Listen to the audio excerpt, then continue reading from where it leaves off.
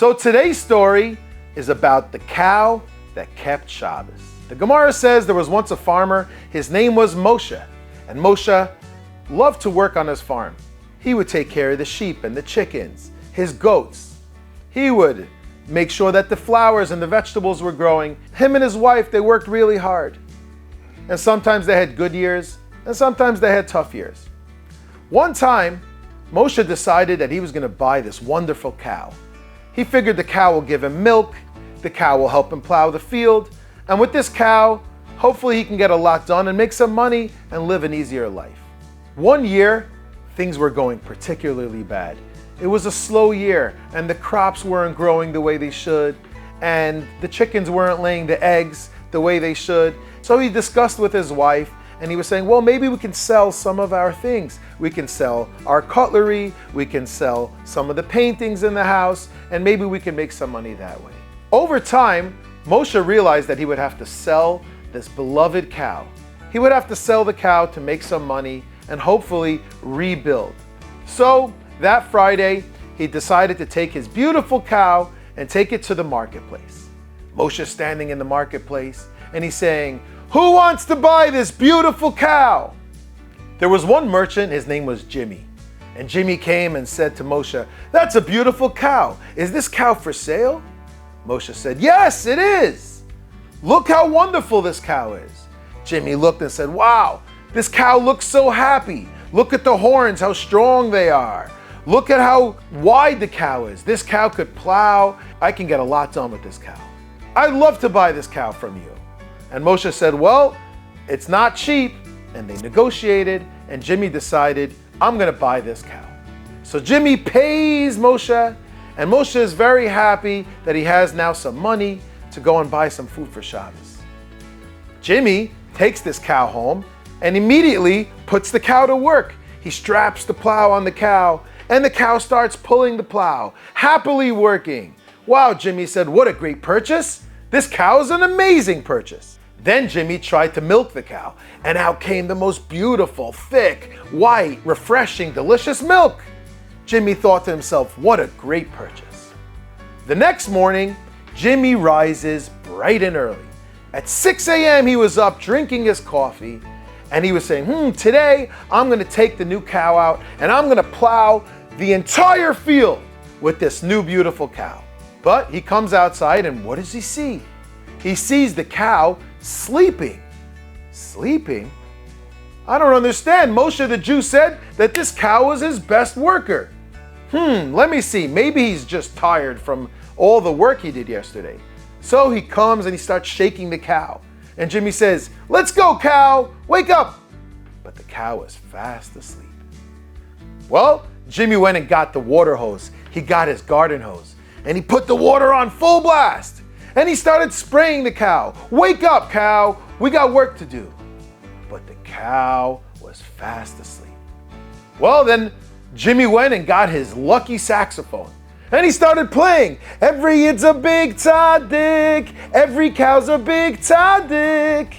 But still the cow was just fast asleep. Now Jimmy got upset. This Jew Moshe, he sold me a lazy cow. What is this? I paid top dollar and he sold me a lazy cow. Let me go and find that Moshe and let me go see if I can get my money back. And Jimmy ran across town just as Moshe was coming home from shul on Shabbos.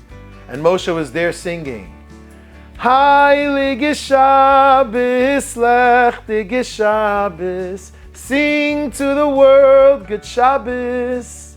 Just then, Jimmy burst through the door. Hey, what are you doing here, Jimmy? Welcome. What are you doing in my house on Shabbos? Did you come for Kiddush? You want some herring? Do you want some tequila? No. I'm here because you sold me a lazy cow.